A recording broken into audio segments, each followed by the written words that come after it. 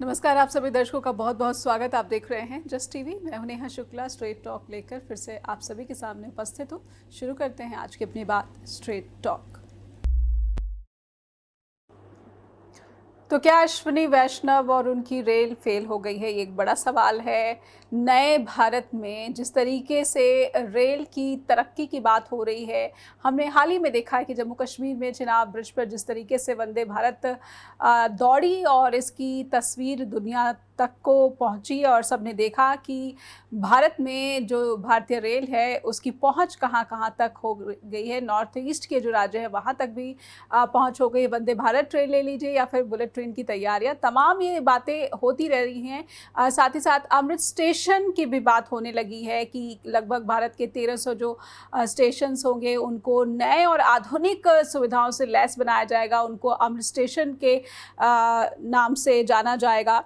लेकिन कुछ सवाल हैं। वो सवाल इसलिए भी हैं क्योंकि आज का जो मुद्दा है वो बीएसएफ जवानों को जिस तरीके से ट्रेन मुहैया कराई गई जम्मू कश्मीर रवाना करने के लिए, उस ट्रेन ने कई सवाल खड़े किए हैं कि भारत के जो जवान हैं, सेना के जो जवान हैं, और अब भी फ़िलहाल जो भारत और पाकिस्तान के बीच टेंशन्स चल रही हैं और उसमें चीन की जो भूमिका है, ऐसे में भारतीय सेना के मनोबल को काफ़ी प्राथमिकता और प्रमुखता दी जा रही है। ऐसे में उत्तर पूर्व वहाँ से जो तस्वीर आई उसने एक बड़ा सवाल खड़ा कर दिया है कि क्या भारतीय रेल की जो जवाबदेही है, भारतीय सुरक्षा बलों की जिम्मेदारियों के प्रति उनकी जो प्राथमिकताएं हैं, वो सुनिश्चित नहीं हो पा रही है। और ऐसे में अश्विनी वैष्णव क्या कर रहे हैं? क्या अधिकारी उनकी बात नहीं मानते हैं या फिर उनकी सरकार के विज़न से अनभिज्ञ हैं? कुछ सवाल स्ट्रेट टॉक के भी हम चाहते हैं कि इन सवालों को पहले अपने दर्शकों के सामने रखें, और क्योंकि ये बात बहुत ज़रूरी हो जाती है समझना। खास करके मुंबई में हमने कुछ दिन पहले ही एक हादसा देखा जिसमें अत्यधिक भीड़ के चलते ट्रेन से गिर जाते हैं पैसेंजर्स और उनकी मौत हो जाती है। जवाब आता है कि ऑटोमेटिक डोर्स लगा दिए जाएंगे जिससे कि फुट जो होता है उस पर वो यात्री सवार ना हो सके और यात्रा ना कर सके। लेकिन क्या सिक्योरिटी के लिए ये बदलाव, ये फैसले ही अहम हो जाते हैं? हम अपने दर्शकों के सामने ये रखें आज के सवाल और कुछ फैक्ट्स, और फिर इस पर अपनी चर्चा को आगे बढ़ाएंगे। भारत का जो रेल है, रेल नेटवर्क है, भारतीय रेलवे दुनिया का चौथा सबसे बड़ा व्यापक और बड़ा नेटवर्क है, और ये नंबर आता है अमेरिका, चीन और रूस के बाद। भारत का प्राइड कह सकते हैं कि Indian railway is India's pride. लेकिन ऐसा क्यों होता है कि जब हम देखते हैं कि मुंबई में बहुत ज़्यादा भीड़ की वजह से लोगों की मौत हो जाती है, कई लोग ज़ख्मी हो जाते हैं, फिर हम देखते हैं कि बीएसएफ के जवानों को जो ट्रेन मुहैया कराई जाती है अमरनाथ यात्रा के लिए, उनको रवाना होना था और इस वजह से उनको 6 जून की बजाय 10 जून को रवाना किया गया। ऐसे में सुरक्षा की जो जिम्मेदारी है हमारे जवानों की, क्या उससे भी लापरवाही बरती गई? पिछले 11 सालों में बहुत सारा डंका बजाया जा रहा है कि रेलवे का जो नेटवर्क है उसमें बहुत बड़ा विस्तार हुआ है, निर्माण पर खासा जोर है, आधुनिक सुविधाओं से स्टेशंस को लैस किया जा रहा है, जो ट्रेन्स हैं उनको भी आधुनिक बनाया जा रहा है। और वंदे भारत ट्रेन, जो कि प्रधानमंत्री नरेंद्र मोदी का बहुत ही लोकप्रिय प्रोजेक्ट है, लगातार वंदे भारत को हरी झंडी दिखाई जा रही है।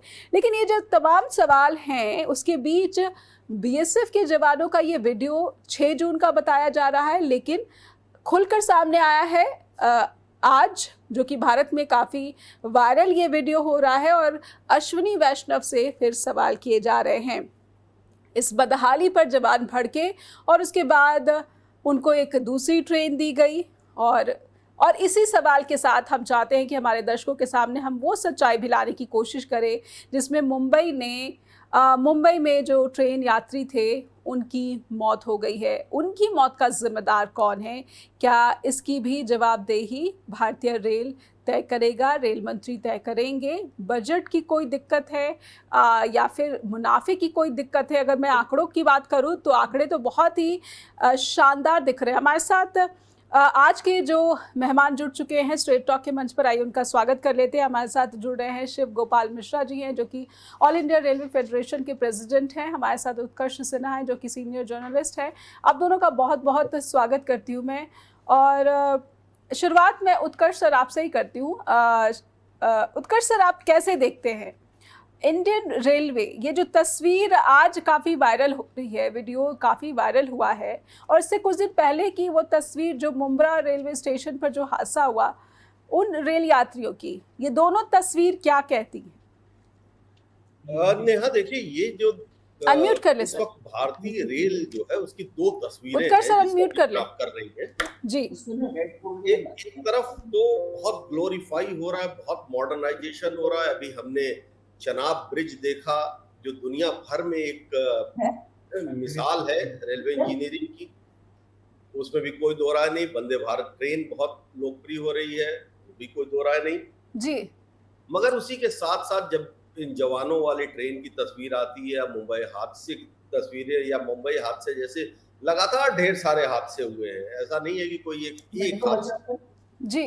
तो ये समझ में प्राइमा फेसी नहीं आता है कि आखिर रेलवे की एक्चुअल तस्वीर क्या है। जी। लेकिन जब आप इसको गौर से समझने की कोशिश करेंगे, जब हम इस नए अमृत स्टेशन की बात करेंगे, जब हम ट्रेन के बदलाव की बात करेंगे, तो हमको बिल्कुल सीधे समझ में आता है कि दो हिंदुस्तान फिलहाल बहुत विजिबल है।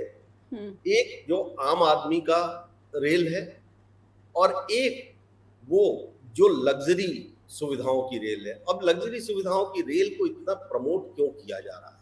जी। देखिए, रेलवे का प्राइवेटाइजेशन एजेंडा है, इसमें अब कोई ढकी छुपी बात नहीं है। रेलवे की ढेर सारी कंपनियां बन गई हैं और वो काम भी कर रही हैं। तो पूरे जो बेसिक रेलवे नेटवर्क है उसको प्राइवेटाइज करने के लिए जो सबसे बड़ी जरूरत है वो ये है कि आप उसको सरकारी पैसे से पहले मॉडर्न इंफ्रास्ट्रक्चर में कन्वर्ट करिए, क्योंकि कोई भी इन्वेस्टर पैसा नहीं लगाने जा रहा है। आप सब कुछ कर देंगे और उसके बाद वो खरीद लेगा। जी। तो ये तस्वीरें जो दो तरह की आ रही हैं, इसकी पीछे की वजह ये है। और उस चक्कर में क्या है कि जो बुनियादी जरूरत हो, क्योंकि भारत में रेल जो थी वो लग्जरी के लिए नहीं थी, जी। वो सबसे सस्ते कम्युनिकेशन ट्रांसपोर्टेशन की चीज थी। जी। चाहे माल ढुलाई को लेकर के बात हुई हो और चाहे आदमियों के आने जाने की बात है। तो एक कॉमन मैन की सवारी को आप जब कॉमन मैन से दूर करके उसको पैसे के साथ जोड़ेंगे, क्योंकि आप याद करिए बहुत लंबे समय तक रेलवे घाटे में रही लेकिन सर्विस देती रही, क्योंकि वो नेशनल सर्विस थी। जी। फिर रेलवे फायदे में भी आई और रेलवे का फायदा बढ़ा भी। बावजूद उसके ये प्रचारित किया जा रहा है रेल के भीतर आज स्टाफ की जो कमी है और जो नई भर्तियां रेल की बंद हो गई, वो बहुत बड़ा वजह है कि जब आप अच्छा दूसरी तरफ आप ये तेजस और वंदे भारत देखते हैं तो इनके स्टाफ को एकदम लकतक देखते हैं आप जी। लेकिन होता यही है कि जो कॉमन मैन का, मैं सिर्फ एक पॉइंट फोकस कर रहा हूं कि जो कॉमन मैन के लिए बनी चीज थी इस देश के आम आदमी के लिए, उसको आम आदमी से दूर करने की या आम आदमी के पर्सपेक्टिव से उस पर ध्यान ना देने की वजह यही इन सारी समस्याओं की जड़ है। और भारतीय जनता पार्टी की जो वर्तमान सरकार है वो इस चीज से बिल्कुल निश्चित है कि आम आदमी से बहुत मतलब नहीं है, उसको चीजों को बिजनेस पे कन्वर्ट करना। जी। जी। तो आम आदमी की ज़रूरत तो छोड़ दीजिए उत्कर्ष सर, जो ताज़ा मामला है वो तो भारतीय सेना की ज़रूरत का है। इसे कैसे लेना चाहिए? मैं कंप्लीट कर दूं इसको, बहुत बहुत इंटरेस्टिंग बात है, इसलिए रुकिए मत। जी। देखिए, भारतीय सेना को के नाम पर सियासत करना और भारतीय सेना की ग्लोरी को अब पॉलिटिकली मार्केटिंग करना एक अलग बात है। लेकिन हमने हमेशा देखा है कि जब सेना को संसाधनों की जरूरत रही है, चाहे वो रेल हो चाहे दूसरे संसाधन, पठानकोट में क्या हुआ था, पुलवामा में क्या हुआ था, वो उनको फैसिलिटीज नहीं दी गई जी और अटैक हुए। तो सेना के लिए काम करना, वास्तव में सेना के लिए काम करना और सेना के को अपने पॉलिटिकल इंटरेस्ट में इनकैश करना, दोनों में बहुत फर्क है और ये हो रहा है। जी बिल्कुल बिल्कुल, यानी प्रचार पर जोर ज़्यादा है और जो संसाधनों को मुहैया कराने की बात हो या फिर सुविधाओं को मुहैया कराने की बात हो, ये कितना ज़मीनी हकीकत पर खरा उतरता दिखता है। ये ताज़ा तस्वीर जो आई है वो बीएसएफ जवानों की बताई जा रही है। अमरनाथ यात्रा की सुरक्षा में उनकी तैनाती होनी थी और ये तैनाती 12 जून को होनी थी, लेकिन क्योंकि इतनी बड़ी लापरवाही बरती गई और इतनी खटारा, इतनी फटेहाल, इतनी गंदी ट्रेन बीएसएफ जवानों को यात्रा करने के लिए अलॉट की गई, जिससे कि बीएसएफ जवान बहुत निराशा उन्होंने इस पर जताई और अधिकारी ने इस पर ट्रैवल करने से मना कर दिया। 4 दिन लग गए उत्तर पूर्व रेलवे को दूसरी ट्रेन की व्यवस्था करने में और उसके बाद वो रवाना हो सके मंगलवार के दिन। ये तस्वीर लेकिन बुधवार को सार्वजनिक हुई और लोगों को पता चला कि ऐसा हुआ है बीएसएफ जवानों के साथ, जिनको जाना था सुरक्षा के लिए आम लोगों की। देर हुई है। एक छोटा सा ब्रेक लेते हैं, ब्रेक के बाद लौटेंगे स्ट्रेट टॉक के साथ। शिव गोपाल मिश्रा हमारे साथ लगातार जुड़े हुए हैं, उनसे समझने की कोशिश करेंगे कि भारतीय रेलवे की ये जो हालत है वो क्या हम ये समझें कि एक अधिकारी की लापरवाही की वजह से ये हो सकती है या ये एक सिस्टमैटिक जो है फेल्योर इसे माना जाए। और क्योंकि लीडरशिप तो अश्विनी वैष्णव की है तो उनकी जवाबदेही कैसे तय हो। एक ब्रेक के बाद लौटते हैं। तो बड़ा सवाल यही है कि अश्विनी की रेल क्या फेल हो गई है। बीएसएफ जवानों को अगर ऐसी खस्ता हाल ट्रेन सफ़र के लिए दी जा रही है और क्या शीर्ष जो अधिकारी हैं उनको इसकी जानकारी नहीं थी, ये निचले स्तर पर हुई लापरवाही है या फिर ये सिस्टमैटिक फेल्योर है इंडियन रेलवे का। और उससे पहले भी मुंबई में जो हादसा हुआ उसके लिए जिस तरीके से जवाबदेही तय की गई उस पर भी प्रश्न चिन्ह बने हुए हैं। हमारे साथ Shiv Gopal Mishra, all India railway federation के प्रेसिडेंट, लगातार जुड़े हुए हैं इस कार्यक्रम के साथ। शिव गोपाल सर, सवाल मेरा, दोनों ही तस्वीरें मैं लगातार अपने दर्शकों के सामने रख रही हूँ। भारतीय रेलवे का तो महिमा मंडन किया जा रहा है, अमृत स्टेशंस का निर्माण हो रहा है और अगर रेल नेटवर्क के विस्तार की बात की जाए तो दनादन विस्तार हो रहा है। लेकिन जब बात ज़मीनी फैसिलिटीज़ की आती है, सुविधाओं की आती है, तो बीएसएफ जवानों को जो ट्रेन दे दी गई, क्या ये सतही लापरवाही, अधिकारियों की लापरवाही या ये व्यवस्थागत खामियों का जो है एक नमूना है? जी नेहा जी, मैं थोड़ा सा अपने से अलग हट करके बात करूंगा। भारतीय रेल जो है वो एक बहुत बड़ा नेटवर्क है दुनिया का जी, और करीब 20,000 गाड़ियाँ हम लोग प्रतिदिन चलाते हैं और 2.5 करोड़ लोगों को रोज एक सिरे से दूसरे सिरे पर ले जाते हैं। इतनी आबादी जो है ये ऑस्ट्रेलिया और न्यूजीलैंड की आबादी से ज़्यादा है। अब इतने बड़े नेटवर्क में अगर कहीं एक गाड़ी में कोई कमी रह जाती है तो उसी को मानदंड बना लेना कि भारतीय रेल फेल हो गई, अश्विनी वैष्णव फेल हो गए, मैं इसको मानने के बिल्कुल तैयार नहीं हूँ और ना इसको देश की जनता माने।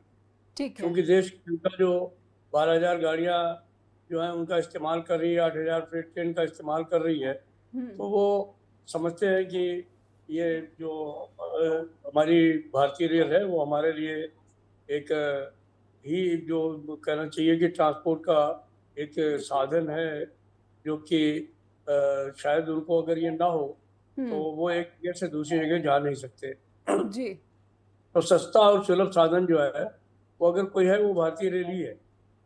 दूसरा सवाल जहाँ तक रह गया, सीमाओं पर जब भी आवश्यकता पड़ी है तो हमारे साथियों ने जो है वो 24 घंटे रात दिन मेहनत करके, चाहे फौज हो, चाहे सामान हो, साजो सामान हो, वो सबको पहुंचाने की कोशिश की। और ये ऑन रिकॉर्ड है कि हमारे लोग जो है उन्होंने शहादत भी देने का काम किया, चाहे 71 की वार रही हो, 62 की वार रही हो। इन वार्स में खाली जो है वो आर्मी के सैनिक ही नहीं शहीद हुए, उनमें रेलवे के कर्मचारी भी शहीद हुए, जो गाड़ियाँ लेकर के जा रहे, जो ट्रैक की मरम्मत कर रहे थे, जो तेजपुर में स्टेशन संभाल रहे थे। तो एक कुर्बानी का जज्बा है। हर साल जो है वो हर महीने, हर साल में 500-600 लोग हमारे गाड़ियाँ चलाने में शहादत देते हैं और तभी इन गाड़ियों को चलाने का काम करते हैं। जहाँ तक इम्प्रूवमेंट का सवाल है, मैंने 55 साल हो गए मेरे को भारतीय रेलवे में, मैंने वो जमाना भी देखा है जिस समय 50,000 करोड़ रुपए का बजट नहीं होता था। आज 2,26,000 करोड़ रुपए का बजट है। तो ये पैसा जो लग रहा है, चाहे अमृत भारत में लग रहा हो, चाहे नई मेमू ट्रेन में लग रहा हो, चाहे एसी के जो है इकोनॉमी डिब्बों में लग रहा हो, ये है तो देश की जनता के लिए ना। जी। एक गाड़ी सिर्फ अगर कहीं उसमें कुछ कमी रह गई, उसको जनता के सामने परोस करके और ये कह दिया जाए भारतीय रेल फेल हो गई और वो फेल हो गया, ये मैं मानने के लिए तैयार नहीं हूँ। भारतीय रेल इस देश की लाइफ लाइन है और मैं समझता हूँ कि रेल बहुत तरक्की कर रही है और भारतीय रेल के जनमानस की सेवा कर रही है। अगर हम थोड़ा सा उनके लिए पॉजिटिव शब्दों का इस्तेमाल करेंगे तो इससे इसको मेंटेन करने वाले, इसको बनाने वाले रेल कर्मचारियों को भी जो है वो एक उत्साह मिलने का काम होगा। और अगर हम हमेशा निगेटिव बात सोचते रहेंगे तो मुझे नहीं लगता है कि फिर ऐसे में शिव गोपाल सर, ना देश की जनता का कोई भला होगा और ना मैं समझता हूँ कि इससे देश का कोई भला होगा। ठीक है, लेकिन शिव गोपाल सर, ऐसे में सवाल उठता है कि 4 दिन लग गए। 6 जून को ट्रेन की रवानगी थी, लेकिन 10 जून को रवाना हो सकी बीएसएफ जवानों को लेकर अमरनाथ यात्रा जैसी जो मुझे नहीं मालूम है कि 4 दिन लग गए या 6 दिन लग गए, मुझे इसके बारे में कोई जानकारी नहीं है। मैं पता करके बता दूंगा। लेकिन मैं आपको बता रहा हूँ कि जब आर्मी को जरूरत पड़ती है सीमा पर सेना ले जाने के लिए, तो हमारे लोग 24/7 काम करके इमीडिएटली जो है वहाँ पर साथ सामान पहुँचाते हैं और सेना के लोगों को पहुँचाते हैं। तो रेलवेमैन को किसी भी तरीके से इस बात को लेकर के बदनाम नहीं किया जा सकता। मैं सीधी बात कर रहा हूँ। जी, ठीक है। लेकिन फिर मैं आपकी एक टिप्पणी मुंबई रेल हादसे पर भी लेना चाहूंगी। अत्यधिक भीड़ की वजह से जो यात्री हैं सफ़र कर रहे थे और इन यात्रियों का जो प्रोफाइल पता चला है, जिनकी मौत हुई है, दुखद मौत हुई है, ये इतनी दूर से मुंबई पहुंचते हैं अपनी रोज़मर्रा की ज़रूरतों को पूरा करने के लिए, अपने रोज़गार के लिए, और मजबूरन उन्हें इस तरीके से लटक कर जो है सफ़र करना पड़ता है, जान जोखिम में डालकर सफ़र करना पड़ता है। फिर इसका जवाब दे क्यों किसे ठहराया जाए? क्योंकि वो टिकट लेकर ही सफर कर रहे होंगे।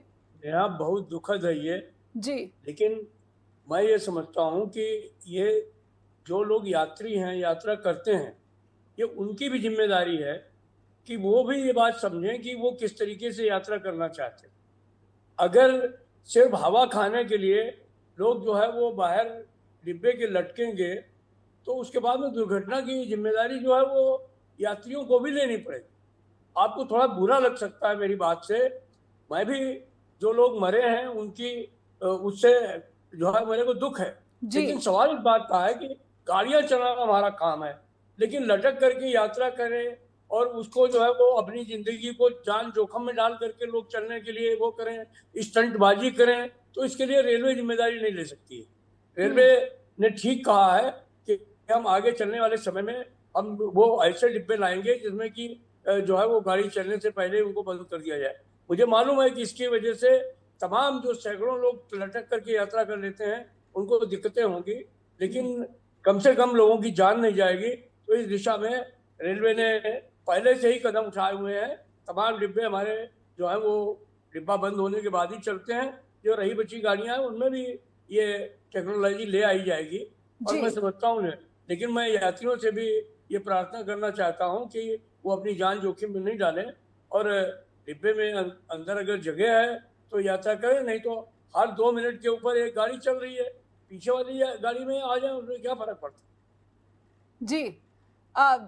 क्या मुंबई में, क्योंकि मुझे इसकी जानकारी नहीं है कि मुंबई में जो लोकल ट्रेन्स होती हैं जो कि मुंबई की लाइफ लाइन है, उसमें अत्यधिक भीड़ को अगर, क्योंकि रेलवे टिकट बेच रही है, तो इस भीड़ को कहाँ किस तरीके से जो है सुरक्षित गंतव्य तक पहुंचाने की जो जिम्मेदारी है वो भारतीय रेल की बन जाती है।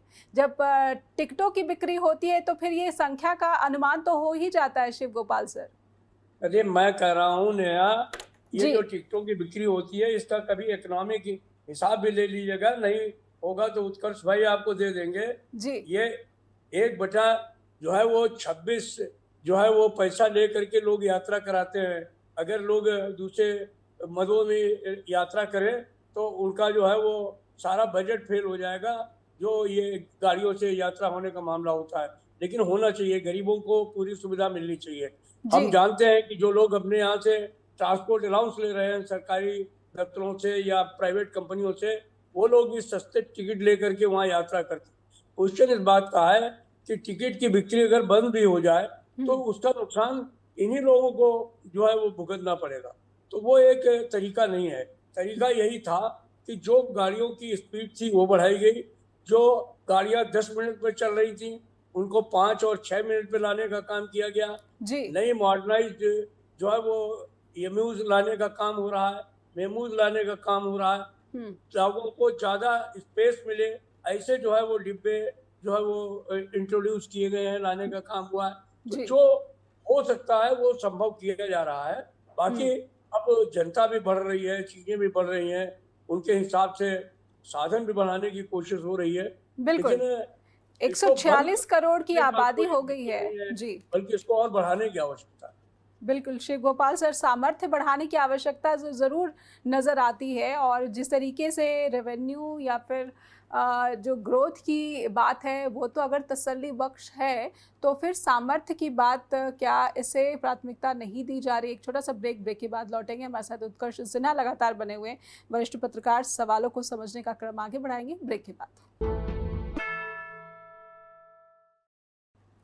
फिर से स्वागत है, स्ट्रेट टॉक देख रहे हैं आप, और हम समझने की कोशिश कर रहे हैं कि इंडियन रेलवे आखिर कहां पर खड़ी है, खास करके तब जब अत्यधिक भीड़ का हवाला दिया जा रहा है रेल हादसों के लिए, और कई बार रेल हादसों के लिए कहीं ना कहीं जो है जवाबदेही तय नहीं हो पाती, या फिर जांच में जो है कुछ अधिकारियों पर कार्रवाई की जाती है, और कभी कभी तो असामाजिक तत्वों पर भी पूरा ठीकरा फोड़ दिया जाता है। हमारे साथ उत्कर्ष सिन्हा लगातार बने हुए हैं। उत्कर्ष सर, भारतीय रेल भारत का प्राइड है, इसमें कोई संदेह नहीं है, भारत की लाइफलाइन है, इसमें भी कोई संदेह नहीं है, लेकिन जिस रफ्तार से भारत की आबादी बढ़ रही है और जिस रफ्तार से भारतीय रेल का नेटवर्क भी बढ़ रहा है, इस दोनों रफ्तार को देखते हुए क्या भारतीयों की सुरक्षा की रफ्तार को भी आप इसके साथ तालमेल करता हुआ देख पा रहे हैं? जो ट्रैवलर की, कम्यूटर की जो सेफ्टी सिक्योरिटी है, क्या उसको भी उसी रफ्तार से आगे बढ़ता हुआ देख पा रहे हैं?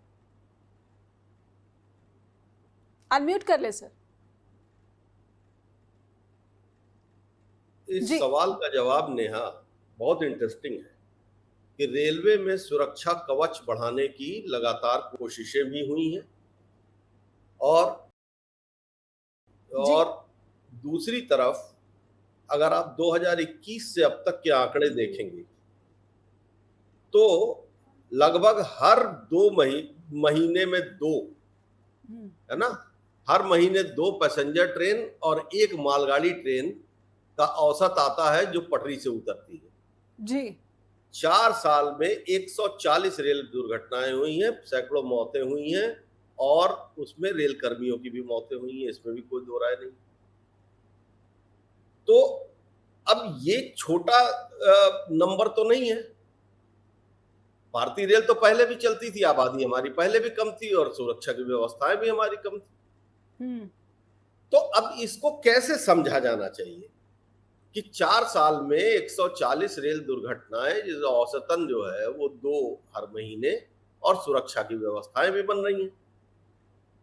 समस्या, मैं फिर कह रहा हूं कि समस्या वहां नहीं है, समस्या रेलवे का मैन पावर क्यों नहीं बढ़ रहा है। जी। जितनी गाड़ियों का जिक्र किया मिश्रा जी ने कि हर रोज चलती हैं, रेलवे की भर्तियां तो बंद हो गई हैं ना, काफी लंबे टाइम से तो हमने कोई बड़ी भर्ती देखी नहीं। हम लोग जब जवान हुआ करते थे तो उस वक्त रेलवे एक बड़ा सेंटर था, नौकरी पाने की एक बड़ी उम्मीद हुआ करती थी। तो आप ह्यूमन रिसोर्स को काटते हैं, छोटा करते हैं, मैकेनाइजेशन को बढ़ाते हैं, और उसके बाद जो स्ट्रेस है लोको पायलट के ऊपर, जी, सिग्नल्स को ऑटोमेट किया गया है, इसमें भी कोई दो राय नहीं है। डबल ट्रैक बनाए गए हैं, इसमें भी कोई दो राय नहीं है। इलेक्ट्रीफाई किया गया, इसमें भी कोई दो राय नहीं। ये सारी मैकेनाइजेशन तो सब अपनी जगह पे है, ठीक है जी, एडवांसमेंट भी अपनी जगह पे है। फिर ये दुर्घटनाएं अचानक इतनी तेज क्यों हो गई? ये छोटा आंकड़ा नहीं है 140, एक तो बढ़ाई हो सकता है, मैं पुरानी फिगर दे रहा हूं आपको। उसमें एक बार तो ऐसा हुआ कि 18 दिन में 6 दुर्घटनाएं हुई। जी। तो ये क्या, इसको चेक करने के लिए हमको देखना पड़ेगा क्या ह्यूमन रिसोर्स क्राइसिस तो नहीं है जिसका नतीजा ये है। देखिए, लोग तो पहले भी चढ़ते रहे हैं, पहले भी लटक के चढ़ते रहे हैं, गलत बात है, बिल्कुल गलत बात है जी। लेकिन रास्ता लेकिन नहीं वो होता। इसलिए लटकते हैं ना, गलत बात तो है, लेकिन वो शायद इसलिए लटकते होंगे क्योंकि उनको उस फलाना ट्रेन में जो है मैं जगह नहीं उसको मिली बैठने जस्टिफाई करने की तरफ नहीं जाऊंगा, ठीक क्योंकि है, वो आप अपनी जिंदगी के जिम्मेदार हैं और होना चाहिए, ये भी सच बात है। ठीक है जी। लेकिन प्लेटफॉर्म्स के ऊपर भगदड़ की बात हो या रेल में, फिर एक ही लाइन की बात है कि 4 साल में 140 से ज्यादा रेल दुर्घटनाएं, 18 दिन में 6 दुर्घटनाएं जो हैं वो सितंबर 2024 में हुई थी जी। ये किस स्ट्रेस का नतीजा है, ये किस मैनेजमेंट का नतीजा है, इस बात का जवाब ढूंढना चाहिए। और हमारे जो रेल मंत्री हैं, मैं इनको मतलब एक एक अब मैं कोई खराब शब्द नहीं इस्तेमाल करना चाहता हूं, इनके भाषण बड़े अच्छे होते हैं, बहुत शायरी वायरी भी करते हैं, ट्विटर पे बहुत काम करते हैं, लेकिन किसी रेल दुर्घटना के बाद कोई अकाउंटेबिलिटी फिक्स होती हुई इनके ऊपर नहीं दिखाई देती है। हम देखिए, लोकतंत्र में आपको बेशर्म नहीं होना चाहिए, कोई तो होगा रिस्पॉन्सिबल जी। अब वो एक छोटा लाइनमैन नहीं हो सकता है।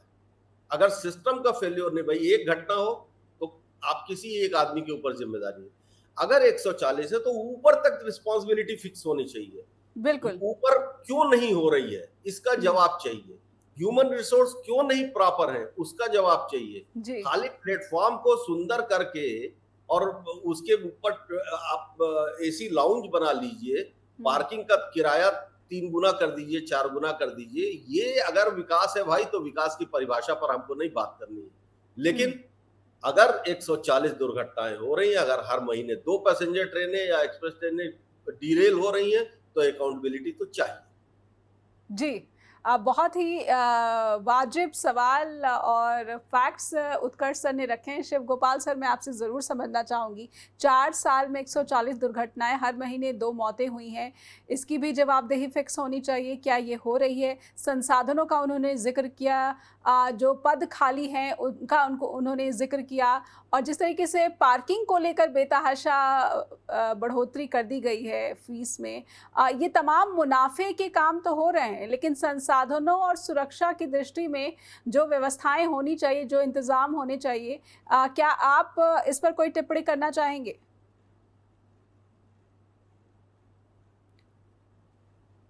अनम्यूट कर ले sir, Shiv Gopal sir, unmute कर ले। मैं न्याय इस बात से सहमत हूँ उत्कर्ष से कि जिस लिहाज से रेलवे का विकास हो रहा है उसी तरीके से रेलवे की जो मैन पावर है, ह्यूमन रिसोर्सेज हैं, उनको भी कैटर करना बहुत जरूरी जी। हालांकि उत्कर्ष भाई ने कहा कि मुझे मालूम नहीं है कि रेलवे में हाल में कोई भर्ती हुई कि नहीं हुई, तो मैं उनके संज्ञान में लाना चाहूँगा कि मैं 3 साल के आंकड़े दूंगा। इस साल जो है वो लगभग 1 लाख की भर्ती का जो है वो निकला है अभी तक एडवर्टाइजमेंट, और करीब 45,000 46,000 जो पोस्टें हैं उनका इम्तहान हो चुका है, बाकी प्रोसेस में। पिछले साल जो है वो 1,40,000 भर्ती हुई थी 1800 के ग्रेड पे से लेकर के ऊपर तक, और उससे पहले साल में 1,20,000 भर्ती हुई थी। तो ये 3 साल के ही आंकड़े दे रहा हूँ मैं। लेकिन ये सब करने के बावजूद रेलवे में आज की तारीख में 2 लाख से ऊपर पद खाली हैं, ये भी मैं कहूँ जी। हम बराबर इस बात के लिए प्रयास कर रहे हैं, माननीय मंत्री जी से लेकर के और रेलवे बोर्ड तक इस सवाल को उठा रहे हैं कि भाई ये इतनी बड़ी संख्या में खासतौर पर सेफ्टी कैटेगरी में पोस्टों को खाली नहीं रहना चाहिए। अदरवाइज ये जो आंकड़े अभी साथी ने दिए हैं उन आंकड़ों में कोई कमी नहीं आएगी। तो सेफ्टी कैडर्स में पोस्टों को बराबर भरे रखना है, उनकी प्रॉपर ट्रेनिंग रखनी है, और स्ट्रेस जो है वो कर्मचारियों को कम से कम रखना है। ये बिल्कुल अपनी जगह है जी। हमको ये बताया जाता है कि हम कोशिश कर रहे हैं, अब हर साल भर्ती करेंगे, ये संख्या पूरी हो जाएगी।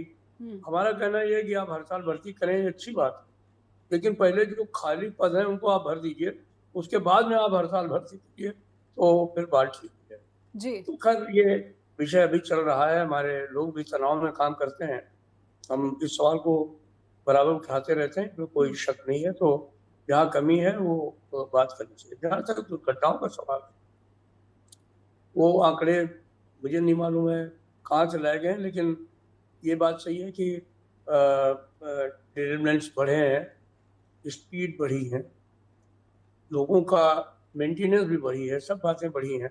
जो हमारा टनेज है उसमें भी बढ़ोतरी हुई है। जहाँ पहले 24 कोच की गाड़ियाँ चलती थी, 24 वैगन की गाड़ियाँ चलती थी, वहाँ जंबो रेक चल रहे हैं आजकल 120 वैगन के चल रहे हैं। तो ये मिनी जो है वो इशूज हैं जिनको लेकर के एनालिसिस भी होती रहती है जी। और एक्शन भी होते रहते हैं। एक बात जो साथी ने कही, मैं उससे सहमत हूँ। कई कुछ दुर्घटनाओं में ही, जैसे बालासोर की दुर्घटना हुई तो उसमें वहाँ के जीएम को हटाया गया जी। वहाँ के कुछ अधिकारियों को भी जो है वो पनिश, लेकिन अभी तक जो तलवार है वो ज़्यादातर कर्मचारियों के सर पे ही गिरती है जी। और उन्हीं को जो है बलि का बकरा बनाया जाता है, इसमें कोई शक। पर शिव गोपाल जी, जी आप अपनी बात पूरी करिए। जी जी, मैं ये कहना चाहता था कि रेलें सुरक्षित चलें, दुर्घटनाएं ना हो, इनके लिए जो भी अरेंजमेंट्स हैं वो भारत सरकार और रेल मंत्रालय कर तो रही है, लेकिन उस गति से करे जिससे कि हम बिल्कुल जो आदमी टिकट खरीद के गाड़ी में बैठे वो इस कॉन्फिडेंस के साथ बैठे कि हम अपने घर सुरक्षित पहुंच जाएं। हमारा वो सपना है और मुझे आशा है कि मैं रहूं या ना रहूं, लेकिन भारतीय रेल एक दिन ये सपना जरूर पूरा करेगी, क्योंकि जिस तरीके से रिसर्च चल रही है, गाड़ियों का वो हो रहा है और टेक्नोलॉजी भी आ रही है, लोगों को भी पढ़े लिखे बच्चे भी लाए जा रहे हैं, तो इसमें वो दिन दूर नहीं है जिस दिन हमारी ट्रेनें जो हैं बहुत ही सुरक्षित चलेंगी। इसमें हम तो होपफुल हैं, हम कभी निराशावादी होते नहीं। बिल्कुल, भारत का हर नागरिक जो है कहीं ना कहीं भारतीय रेल से खुद को जुड़ा हुआ पाता है, क्योंकि ये भारत की लाइफलाइन कही जाती हैं। एक छोटा सा ब्रेक लेने का समय हो रहा है, लेकिन उत्कर्ष सर ने अपनी शुरुआती बातचीत में एक बात कही थी कि कहीं ये निजीकरण की तरफ बढ़ने की जो है कोशिश तो नहीं है, वो तैयारियां तो नहीं है, इसको कैसे समझा जाना चाहिए? एक ब्रेक के बाद लौटते हैं इस सवाल के साथ। इंडियन रेलवेज को कहा जा रहा है, एक दावे में कहा जा रहा है, सरकार ये कह रही है कि ये सेफर हो गई है, फास्टर हो गई है और मोर मॉडर्न हो गई है। 11 सालों में ये भारतीय रेलवे की तस्वीर मोदी सरकार खींचती है अपने नागरिकों के सामने। लेकिन कई घटनाएं जब सामने आती हैं, दुर्घटनाएं सामने आती हैं, तो सवाल उठता है कि जवाबदेही क्या सिर्फ एक अधिकारी की तय होनी चाहिए या फिर शीर्ष नेतृत्व को भी जवाबदेह ज़रूर बनाया जाना चाहिए। और पूरी प्रक्रिया में पारदर्शिता जो है सबसे ज़्यादा ये सुनिश्चित करती है कि आम नागरिक की जो सुरक्षा है वो कितनी प्रमुखता से लेते हैं हमारे शीर्ष नेतृत्व पर बैठे लोग, और जो जान जोखिम में डालकर यात्रा करते हैं उसको कितनी गंभीरता से लिया जा रहा है। क्या ऑटोमेटेड जो डोर सिस्टम है इसको कर देने से इस तरह के हादसों से बचा जा सकता है? और एक सवाल जो उत्कर्ष सर ने अपनी शुरुआती बातचीत में ही हमारे दर्शकों के सामने रखा था कि कहीं ये जो विस्तार हो रहा है, ये जो आधुनिकी सुविधाएं जो है वो लैस की जा रही हैं, कहीं ये निजीकरण की तैयारी तो नहीं है? इसका सवाल मैं पहले शिव गोपाल सर से ही लेना चाहूँगी, उसके बाद अगले सवाल के लिए मैं उत्कर्ष सर के पास जाऊँगी। शिव गोपाल सर, उत्कर्ष सर ने बहुत पहले ही ये बात कही, लेकिन चर्चा जो है दूसरी तरफ मुड़ गई। मैं समझना चाहती हूँ रेल नेटवर्क का जो विस्तार हो रहा है, मैं पूर्वोत्तर के राज्य में देखती हूँ और अभी जम्मू कश्मीर का जो ताज़ा हमने देखा कि जो तस्वीर सामने आई, वहाँ पर वंदे भारत को हरी झंडी प्रधानमंत्री नरेंद्र मोदी ने दिखाई। क्या प्राइवेटाइजेशन, निजीकरण की ये तैयारी है निजी हाथों में, क्योंकि रेलवे में मुनाफे की जो संभावना है वो काफ़ी ज़्यादा है? नेहा, मुझे ये बिल्कुल नहीं लगता है कि ये कोई निजीकरण की तरफ बढ़ता हुआ कदम है। चाहे जहाँ भी विस्तार हो रहा है जी, रेल के इंफ्रास्ट्रक्चर का या रेलों के रोलिंग स्टॉक का या रेलों की पटरियों का, सिग्नलिंग का, ये सब इस बात के लिए हो रहा है कि इसको निजी हाथों में सौंप दिया जाएगा, ये एक सोच है। 55 साल से मैं बराबर सुनता आया हूँ। अभी इस सरकार में ही नहीं, पिछली सरकारें जो थी उनके समय में भी यही कहा जाता था। मोंटेक सिंह अहलूवालिया ने एक चिट्ठी लिख दी रेलवे बोर्ड के चेयरमैन को कि सारी दुनिया की रेलें निजी हाथों में चली गई हैं, इंडियन रेलवे में क्या कोई सुरखाब के पर लगे हुए हैं जो इसमें ये निजी हाथों में नहीं जा सकती। जी तो ममता जी ने जवाब दे दिया उसको मुंह तोड़। तो सवाल ये नहीं है, सवाल ये है कि हम इतने सालों से रेल में हैं और हर बार यही आवाज़ सुनाई पड़ती है, निजी हाथों में चली जाएगी, निजी हाथों में चली जाएगी। कोई निजी हाथों में नहीं ले जा सकता रेल को। हाँ, ये जरूर है कि रेलवे का पहले भी बहुत सारा काम जो है वो निजी लोग करते थे। आज भी जितना वॉल्यूम ऑफ वर्क बढ़ रहा है उस हिसाब से वो निजी हाथों में जो काम है वो भी बढ़ रहा है। लेकिन वो अभी कोई ऐसा पैदा नहीं हुआ है जो भारतीय रेल को खरीद करके और भारतीय रेल पे अपना चला ले। उसके दो बड़े कारण हैं। एक कारण तो ये है कि कोई भी इंटरप्रेनर जो पैसा लगाता है वो जो है वो बिल्कुल एक मुश्त वो चाहता है कि एक मतलब निश्चित तौर पर उसको मुनाफा जरूर मिले। जी वो भारतीय रेल से संबंध नहीं है, ये आप निश्चित तौर पर समझ लीजिए। दूसरी बात यह है कि ये इतना बड़ा नेटवर्क है कि कई बार कोशिश की गई है। पहले अभी पिछले मंत्री ने कहा कि हम 150 गाड़ियां जो हैं वो निजी हाथों में दे देंगे और निजी लोग लग्जरी ट्रेन चलाएंगे। हालांकि हम लोगों ने उसका विरोध किया कि भाई इसका ज़रूरत क्या है। लेकिन 3 बार टेंडर करने के बावजूद एक IRCTC को छोड़ करके कोई नहीं मिला। वो IRCTC इसलिए मिला क्योंकि वो रेलवे की जो है वो इंटरप्राइज है। अदरवाइज कोई एक बंदा भी कोट करने के लिए नहीं आया और सिंगल कोटेशन था इसलिए वो खारिज हो गया। वो कोई भी रेल चला लिए नहीं आया। तो चिंता मत करिए, ये पब्लिक में पैनिक करने की जरूरत नहीं है। निजीकरण का मतलब है कि रेलवे में आम लोगों की एंट्री को बंद करना, इसके पैसे बढ़ा देना, इसकी ऐसी परिस्थिति ले आना जिसमें कि आम आदमी जो है वो उसके लिए यात्रा का साधन खत्म हो जाए। जिस दिन रेलों का निजीकरण होगा, ऑल इंडिया रेल फेडरेशन पूरी ताकत से इसका मुकाबला करेगा और अकेले नहीं करेगा। उस समय देश की जनता, देश का आवाम, देश का किसान, देश का मजदूर, देश का छात्र, देश के शिक्षक, पत्रकार सब एक साथ इकट्ठा होकर के हम पूरे तौर पर इसका मुकाबला करेंगे और रेलों का निजीकरण नहीं होने देंगे, ये मैं दावा। जी, मैं उत्कर्ष सर के पास आना चाहूँगी। उत्कर्ष सर, आपकी चिंता का जो उत्तर शिव गोपाल सर ने दिया है कि टेंडर तो निकाले गए लेकिन कोई खरीदार ही नहीं आया, तो क्या इससे निश्चिंत हो जाना चाहिए? आम नागरिकों को इसी पर भरोसा कर लेना चाहिए?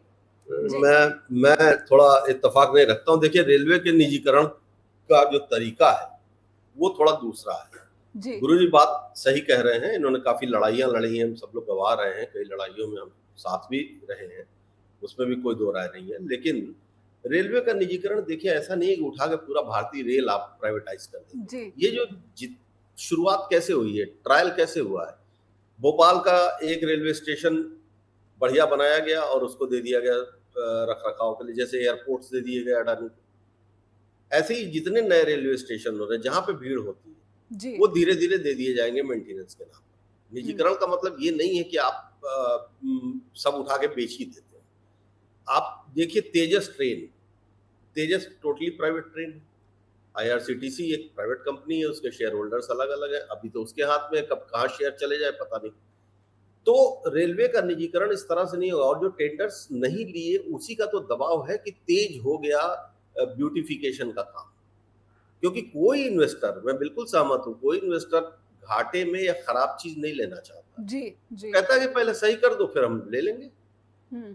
तो जिस तरह से प्राइवेटाइजेशन का जो ट्रेंड है, चाहे वो सिर्फ रेलवे की बात नहीं, रेलवे तो सबसे बड़ी बात हो जाएगी, ये सच बात है कि रेलवे सबसे बड़ी बात हो जाएगी। लेकिन हो क्या रहा है कि उसको ग्रेजुअली उसको ट्रांसफर किया जा रहा है और उस ग्रेजुअल ट्रांसफर करने का ही नतीजा है कि आप कई तरह के प्रयोग देख रहे हैं और उसके बाद अचानक आप देखेंगे कि ये प्रयोग बढ़ जाएंगे।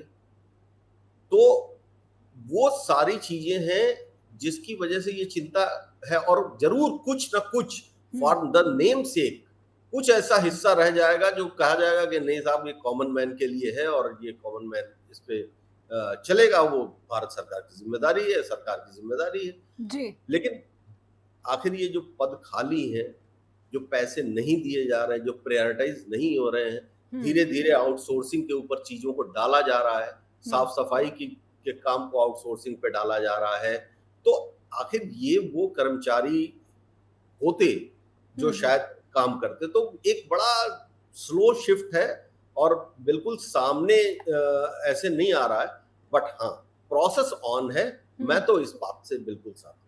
जी बिल्कुल, आशंकाएं बनी हुई हैं जिस तरीके से कुछ प्रयोग हो रहे हैं। शिव गोपाल सर, मैं आपसे समझना चाहूँगी कि वो कौन से सुझाव आप इंडियन रेलवे मिनिस्टर को देना चाहेंगे जो कि भारतीय रेल की तमाम व्यवस्थागत खामियों को फौरी तौर पर तुरंत इस पर तत्काल रूप से जो है इसको सुधार सकती हैं। और भारतीय रेलवे का आप कौन सा चेहरा, जैसे आपने कि अपनी प्रार्थना में कहा भी पिछली टिप्पणी में कि आप विश करते हैं, आपकी ये मनोकामना है कि आप जब तक जिंदा रहें भारतीय रेल का जो विस्तार और जो रौनक है, जो इसकी तरक्की है, तकनीकी तरक्की, इसमें चार चांद और लग जाए। लेकिन कहीं ना कहीं जो खामियां हैं, जो सामर्थ्य है, आपने भी कहा कि ये है मौजूदा स्तर पर। और सुरक्षा के लिहाज से मैं आपकी एक टिप्पणी लेना चाहूँगी, क्या सिर्फ जो दुर्घटनाएं हैं, जो आंकड़े हैं, उसको आइसोलेशन में ही देखा जाए और कुछ अधिकारियों की जो है बर्खास्तगी तक ही इसको सीमित कर दिया जाए, और इसमें अश्विनी वैष्णव का रोल जो है वो कहाँ आप देखते हैं?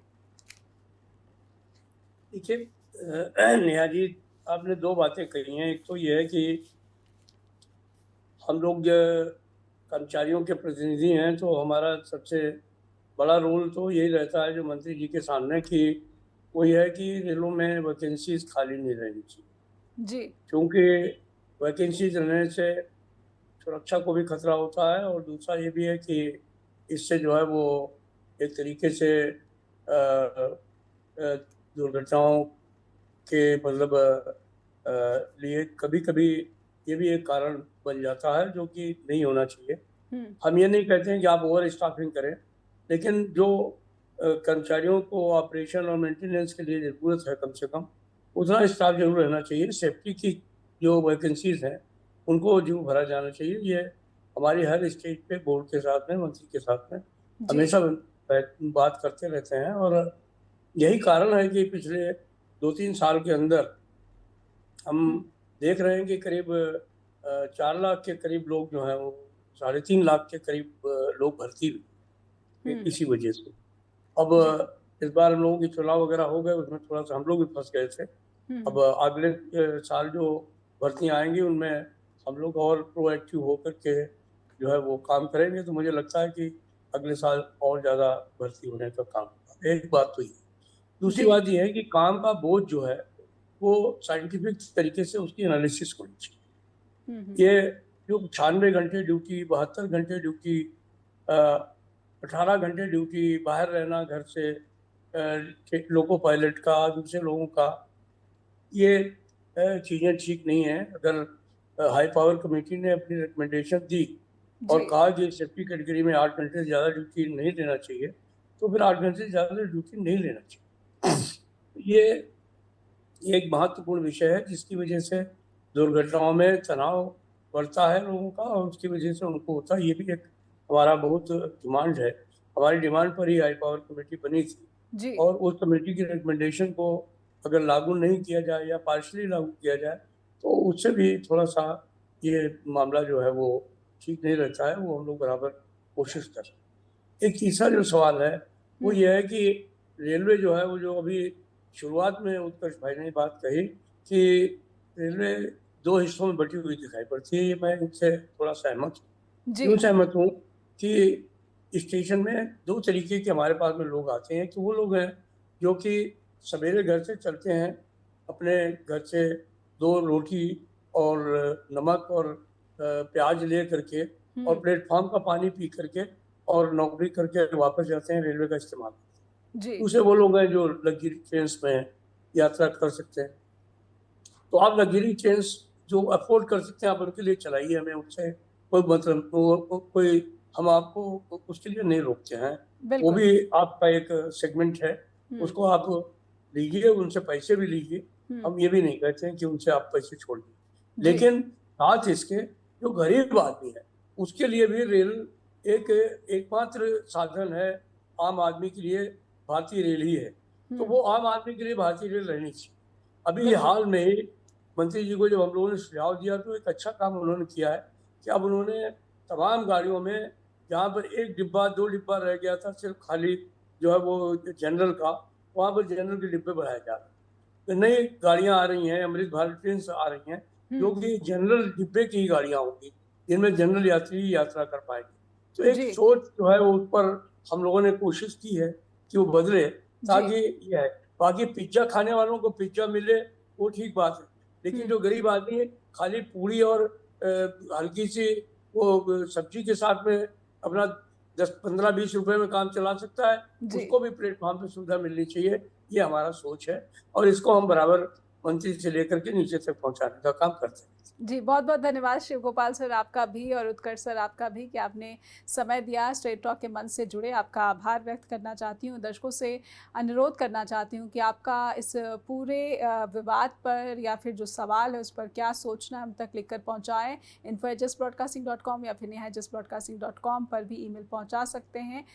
लेकिन क्योंकि लाइफ़लाइन कही जाती है भारत की रेल, तो एक बात मैं ज़रूर यहाँ पर ऐड करना चाहती हूँ अपनी तरफ से कि जब बात लोकतांत्रिक व्यवस्था की आती है तो वंचितों और कमज़ोरों को प्राथमिकता दे जाने की बात, और यही एक मूल आदर्श है लोकतांत्रिक व्यवस्था का। तो ये सुनिश्चित करना ये प्राथमिकता होनी चाहिए, बेशक आप पिज़्ज़ा दीजिए किसी को या फिर पानी ही क्यों ना दीजिए। बहुत बहुत धन्यवाद, जुड़े रहिए जिस टीवी के साथ। नमस्कार।